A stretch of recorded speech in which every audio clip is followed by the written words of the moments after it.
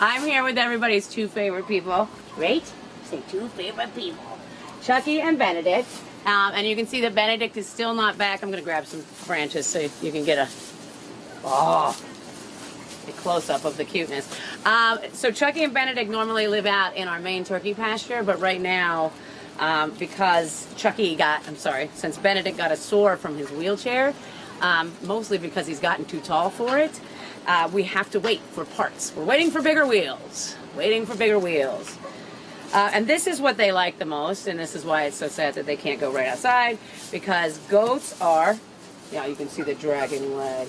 Goats are natural browsers. They are not grazers. Come here, buddy. You don't have to fight for your leaves. So they actually like eating from trees, and they like the apple trees, I think, actually better. So we're going to drop this nonsense and go to Apple Land. Come here. So what they do normally in the wild is they eat up high. Like they they stand up on their back legs and they actually eat out for them. And it's because of Benedict's issues. So Benedict's original issue that caused his hind leg paralysis is from a parasite that he got from eating grass off the ground. It's a deer brain nematode, and in a deer it runs its course. So every larva has its host to become, the bug that it wants to grow into someday. And so the larva from this, this brain nematode actually goes into the spine of goats, and it causes hind limb paralysis when it's not treated. So when we got Benedict, he couldn't walk at all. And you can see that he drags his one back leg. This back leg works fine. It's a little bit weak sometimes, but his other back limb, his back right, he drags when he walks. And so without the wheelchair, he will get sores on his foot, and so we don't let him run around outside all day, right? Eat like a goat. We don't let him run around outside all day because we're worried that he'll get sores. So until this sore heals from the wheelchair and we get his new wheels, we will not be able to put him back out.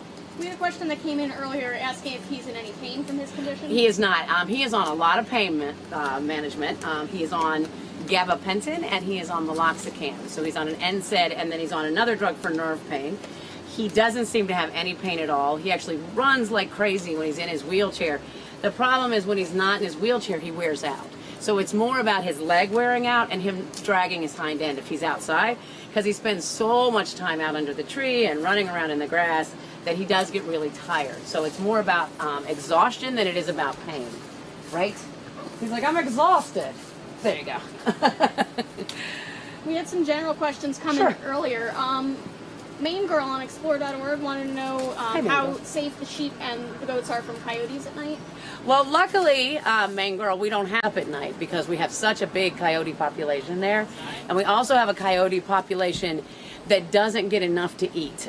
So if you see, especially the coyotes at our Acton shelter, because there's been such a drought there, and they wouldn't even need to go after larger animals like sheep, goats, and calves. But when we are in California, everybody gets locked up at night. Here, if we started to have a problem with coyotes, we would change everything that we do. But for now, we don't have to.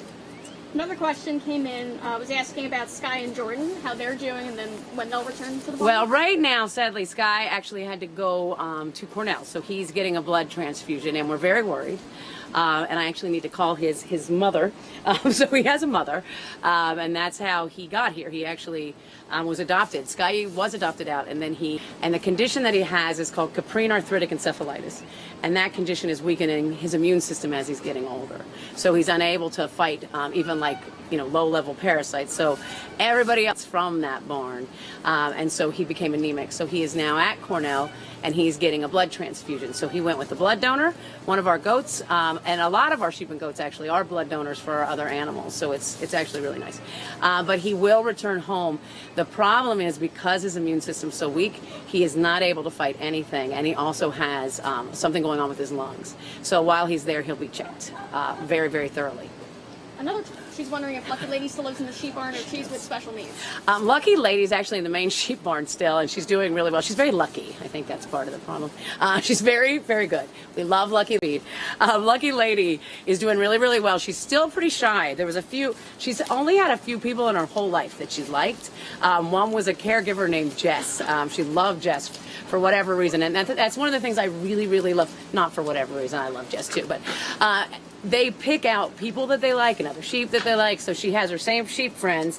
And Jess has a different job, so she doesn't live here. But I'm sure that if Jess came back, she would remember her, because sheep also remember people's faces and recognize faces for up to 7 years. And she hasn't been gone that long. So, but I love that about the sheep and the goats. Well, everybody. They pick out the people they like the most, right? Say, we love Jess. Well, you don't know her yet, but maybe someday. We had another question come in. Somebody likes to learn about different types of cattle that we have. And she's wondering what type Queenie is. Oh, God. So Queenie, I was told, is a cracker cow from Florida, which I do not know if that's... It is a breed, and they're very, very small. She looks like a longhorn to me, but she is so tiny. So, like, height-wise, she's only about this tall. Strength-wise, 1,000 men. That's how tall. She's very, very tough. And she knocks people over, but she's very, very small. But to me, she looks more like she would be a Texas Longhorn, but because of her size, I was told that she's what's called a cracker cow. You can look it up, Google it. But that would be the first and only of that breed that we've had, because we've never had a cow. Woo! Some violence happening here in Goatland. It's nice to have horns. See, everyone feels so sorry for the one in the wheelchair, and he just beat up the other one. That wasn't very nice. Sorry, Chucky. We have geese now that are over 25 years old. So a lot of our geese live to be in their 30s, which is awesome. But geese are the only animal on our property that's not been genetically changed or like made to get bigger chest, like breast meat, or made to lay touched. So your shorter lived animals are animals from the industry that have been raised to have giant, breast meat, like the turkeys and the chickens, who are the majority of animals who are killed for meat. And then pigs, and then everybody else, it's a little bit closer to their natural, like the goats, but even the goats, a lot of them have been bred now for milk production. So the geese live the longest. So right now the oldest is a goose, but we have a lot of older animals in every group. So we have teenage sheep and goats, lots of older animals. We have a aging population in some groups. Would you like another leaf? Sorry. Do you have a favorite animal here? Oh, that isn't very nice. Cover your little stubby ears. No. So I love all of them. And I do have animals that I'm closer with. Benedict is actually somebody I'm very close with. I really love Chucky too. But it's hard. There's so many. So many. I'm very close to a lot of the cattle, close with a lot of chickens. I can't answer that question in front of my friends. They would really, really be upset at me right now. Can you tell us where Benedict and Chucky came from? Yes. Okay, so Chucky and Benedict came from a backyard butcher operation in Hudson Valley. So that was a few years ago. And there were a lot of dead sheep, goats, and cattle on the property. They had just actually slaughtered a very large animal the day that we got there. So the cattle especially were very shaken up.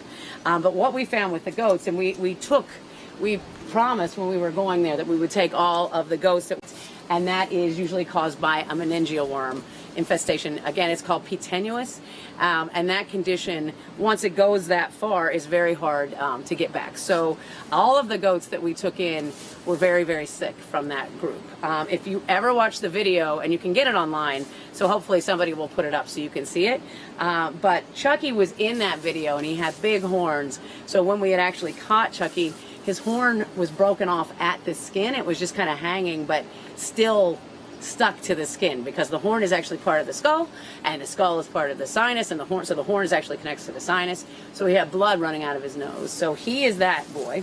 And he is a fainting goat, which we did not know at the time. So when he gets really scared, he actually faints, which is very scary for him, because if you're a prey animal and you're awake but you can't use your legs, that's bad on about 1 million levels. And Benedict could not walk at all, so Benedict had to be carried into our truck and trailer. Kevin carried you, huh? Say, yes, I remember. So he had to be carried in because he couldn't use his back legs at all. The one leg, the good leg, actually he had surgery on twice because it wasn't working either, and we did get it to work. And then this back leg has we've never been able to get feeling back into the leg. He's been treated for P. tenuis multiple times. So anyway, we took, in that group, we took over 100 animals. But anyway, the ones that are still here are Olive and Maggie and Archie and Tatiana and Aretha and her babies. Hello, Lulu and Men and Benedict and Chucky. and Bruce and Cynthia. So a lot of the animals that you know were animals that came from that rescue. We had a general question about the animals and the rescues that we do in general. So how do we get a lot of the animals who wind up coming here? In any purchased animals, there's a lot of people now purchasing animals, which I'm not sure why that's happening, because we're trying to say that like these are individuals and we don't like where they're coming from. So we try really hard not to allow any money to go back into the hands of the people that are causing that abuse, because a lot of these guys come from really abusive situations, and you can get them out, and getting them out of an abusive situation requires law enforcement. So we work a lot with law enforcement, local SPCAs, yes we do, and they can legally remove the animals from these places, especially when they're in really bad shape. And sadly, with farm animals, well, and all animals, but especially what I've seen with farm animals, it is hard to get them out of these situations. So you want to work with law enforcement, which is what we do. A lot of the animals that we get actually come from natural disasters. That's how we get a lot of the industrial animals. So if the buildings that's housing like millions of these industrial animals, like chickens, layer hens, chickens used in the meat industry, the Cornish crosses, turkeys, any of those, if there's a natural disaster that hits one of those, like in the Iowa flooding is another good example, we are often asked to come in and help. So we'll come in and help get the animals out and bring them to safety. But in every case, because we will not ever purchase an animal, we are we like to work with law enforcement. So we're doing everything above board, because it's very tricky, and we never want to be in a situation where the animals would ever be taken back either, right? Right. What would you say is the most unique thing about working for Farm Sanctuary? The most unique thing about working for Farm Sanctuary, I think, I just love everything about Farm Sanctuary. The thing I like the most is we're able. Sanctuary that I like the most is we've been doing medical care for these animals for so long, so we have a lot of experience in what they need, like their physical and mental needs, especially because we tell their stories, because every animal that comes out of every farm, no matter how big, is an individual. So that's the thing that I think we do so uniquely well, because we actually really have a relationship with these animals and have had one for so long and know what they need, right? We had a question come in from Facebook asking, while you're feeding them, are you afraid of getting bit? No. So, never. Look, even if they bite, it doesn't... Did you see that? They didn't even bite my fingers. So the thing about these goats that you will see, they do have teeth that can really, really hurt you, but not in the front, only in the back. See? Look. Ouch. No, not at all. Thumbs are still here. So goats actually, again, because they eat like branches and leaves and all these things that we can't eat, and they also eat grass now too, but they have a top... Instead of having these top teeth, they have what's called a dental plate, and it's really thick gum line. It's no teeth at the top, and then teeth in the bottom, so they can rip things. So they can rip leaves off branches, they can rip branches down. They have inside their mouth, it looks like a sea anemone. It's really cool, because they're eating like thistles and branches and things that are really rough that would hurt our mouths, and so we wouldn't eat them. I mean, we might, but I think we'd be desperate. And then in the back, they have these grinding teeth, because they can eat these branches. And goats are like survivors. They can eat bark on trees, cactuses, pretty much anything. So at one point in time, I think it was a couple years ago, they were the number one red meat eaten in the world, because they can survive in drought areas too. I'll not talk about the meat eating thing though. They don't like it. So do most of the animals get along like Benedict and Chucky do? And what happens if two animals don't get along with each other? Well, if two animals don't get along, this is a sanctuary, so we separate them. But we are very, very careful about the psychological needs of each of these animals. And you weren't here when we first were starting to set up, because this bale is not normally here. I was going to sit on it, but I decided to stand for some reason. But when we were setting up, he was still inside and Chucky was outside, and he was crying for Chucky. So we will never, ever, ever, no matter what, separate these two. We just won't, unless all of a sudden one of them went crazy and tried to kill the other one, which will not happen. But they're like people, and everybody has a unique friendship with somebody else. And so that friendship has to be respected, so we will never separate them. We will not separate moms and babies. We're not going to separate brothers if they're, getting along really well. But sometimes they don't, and so they're no different than us. And I think that's the thing that we forget. They're not all nice, and they're not all mean, and they're not all anything. They're all individual, and that's the key thing. So Sometimes he butts him when he wants something that he has. They're kind of like brothers, like punching each other. But it's not out of a lack of love. They love each other very much. So if they're separated, they freak out. We have had groups of animals that have come in, like when we have pigs that come in. For example, when we have a mom with a lot of babies, we've tried to keep the babies together, but the babies sometimes kick each other out of the herd. So it's really, again, all about being an individual, and we're really sorry, I got distracted. There's people I know. We really are focused on making sure that they are healthy, but also mentally healthy, because mental health we adopt out. We make sure that we have bonded groups that leave. We don't just adopt out one animal here and one animal there. We wait and see who hangs out with each other. We also wait and see that they're healthy, so that allows us more time to see who hangs out with each other. But we're very aware of like who's friends. These two are friends. Can you tell us the first thing that somebody should do if they're interested in starting a sanctuary? Come to our sanctuary conference. We just did it in September.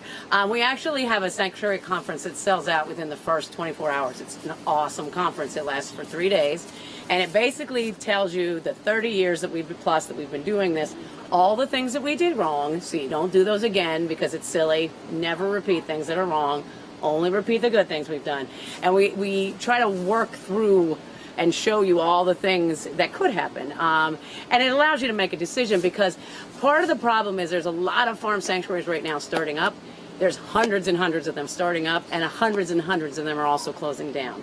And the reason that's happening is that I think there's so much more about farm animals. They're so complex. And I think that for whatever reason, people assume that they're very easy to take care of, that you can just throw them food and everything's going to be fine. But they are actually much more complicated than a dog or a cat, and they have very different needs, from food to medical care, to fencing, to housing, to everything. So we really are trying to teach people what they need, because a lot of people get in very quickly over their heads, and we see it all the time. This year, I think we've had 4 farm sanctuaries close. And that 4 more will open and 4 more will close. So there's a pattern right now that we're trying to, help people stop. So the conference allows you to see exactly what you're getting into, but the only way to know, and I'm telling you this now, is to work at a sanctuary that's actually doing medical care, that's doing proper treatment. That's a really good place to work.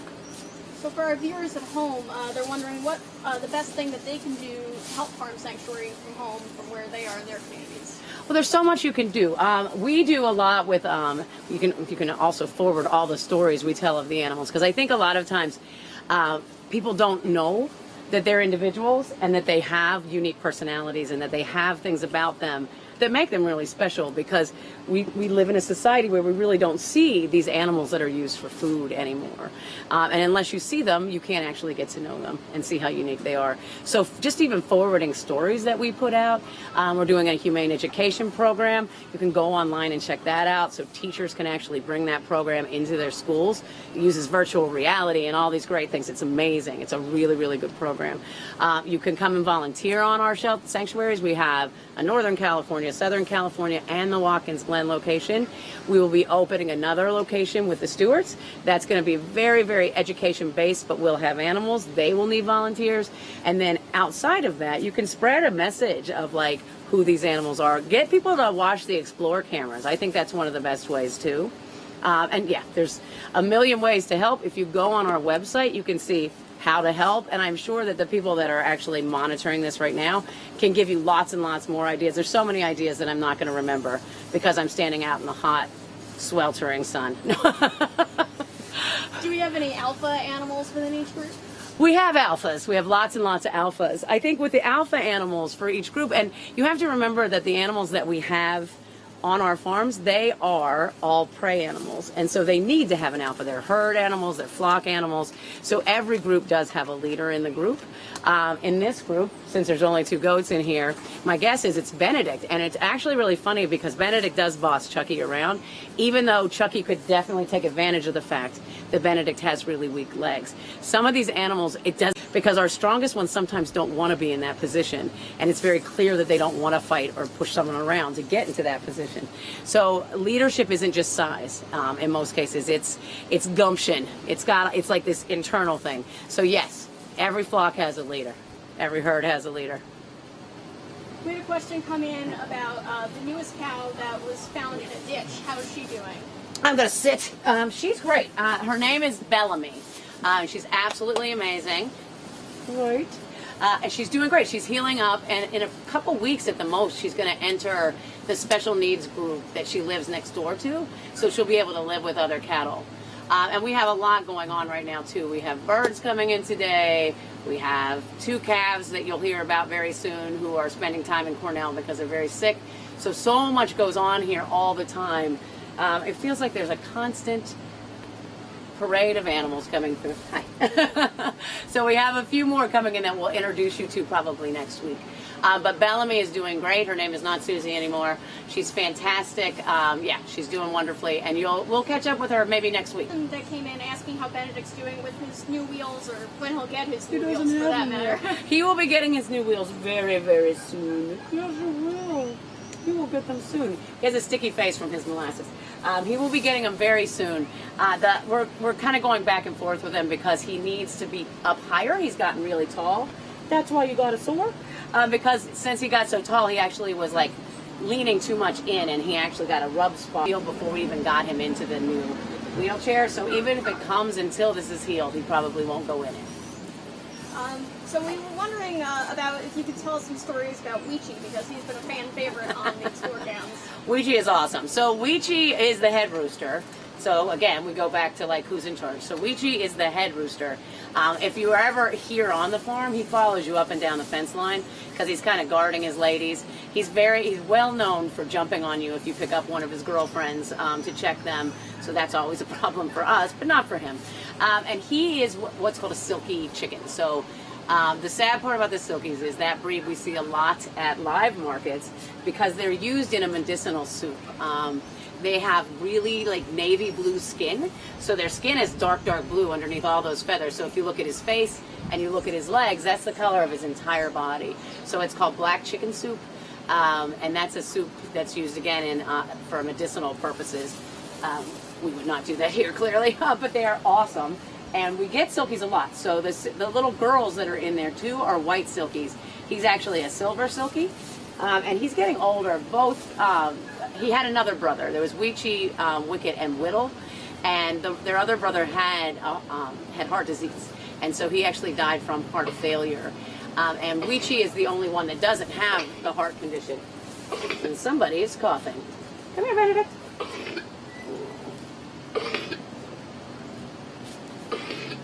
That isn't good. Come on. He's coughing up his cut. Not good. Are there any other questions? Okay, come over here and let me show them. Well, he's not going to let me. You can tell by their teeth, but they are 3 years old now. And Benedict has gotten taller. So Benedict still is growing a little bit taller. Chucky's getting a little bit fatter. Not much taller. But they're 3 years old this year. And we have had them, I cannot remember the year now. Everything blurs together. 2015 is when we got them. So we've had them for 2 years, and they were young. So they were just about a year old at the time. Yes. And remember, this is Maggie's dad, although we try to keep that a secret. It's hard to do, though, because you look just like her. Yes, you do. You're very handsome. We have another question that just came in. Okay. Asking if there is a process for introducing a new animal to an already established group. Yes, and every species, there's a different process because every species has a different tolerance for new members coming in. So we'll go from the easiest to the hardest. The easiest, sheep. Sheep are awesome. We have no unneutered males, so that might have something to do with it, but we have no unneutered males anywhere except for the birds.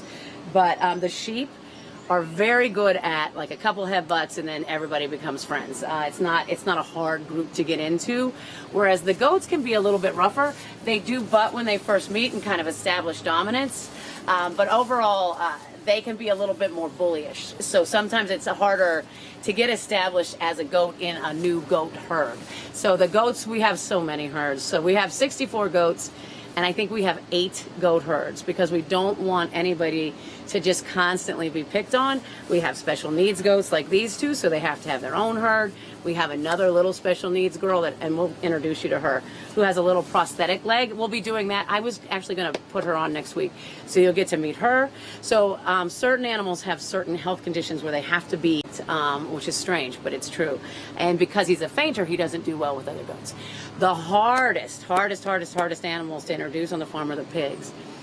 Pigs are highly territorial, and you have to remember that out in the wild, so if you have a bunch of wild pigs, the wild pigs are family groups. So you have moms and lots of female babies and a couple males, but most of the males, when they're younger, are fine, but when they get older, they actually go off and form bachelor herds, or they join another, herd of pigs in the wild. So it's a family group. So anytime you have a new pig coming in, they fight.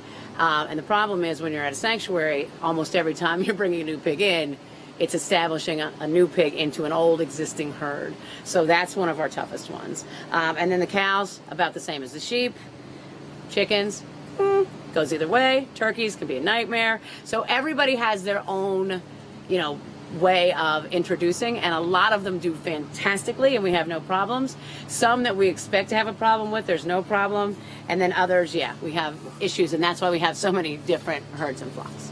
How's Mason doing with his new family? Mason is awesome. So Mason is the leader of his new family.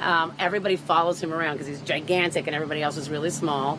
His girlfriend is Natalie, and Natalie is probably about 400 pounds, and he's probably about 2,400 pounds, so that's actually quite amusing because she can go under him, and she's really shy. So when you come in, she's sometimes peeking like underneath him to look at us, so I actually really love that relationship. But all of the younger ones are madly in love with Mason, and he quickly established himself, obviously, as the head of that herd, and I think they feel much more confident having him. So the babies have gotten a lot less rambunctious with us since he moved in. Everybody just seems much happier, actually, since he moved in, and I think it's... So Chucky says goodbye. Benedict's leaving. He's done. He's out. And he's going to go lay down because you can see how tired he gets once he's been walking too much. So he is very, very tired. And he is on his way back, and that's why we can't let him out without his wheelchair because he drags his back leg. I know. We're going to go put him to bed. But thank you for tuning in, and thank you again always for watching the Explorer cameras and for asking such amazing questions. We love answering questions. Thank you for being so kind to us with your support, because without it, we couldn't do the rescues that we do, and there would be no Chucky and there would be no Benedict, and that would be very sad. So thank you again, and tune in next time, which will hopefully be next week. Okay.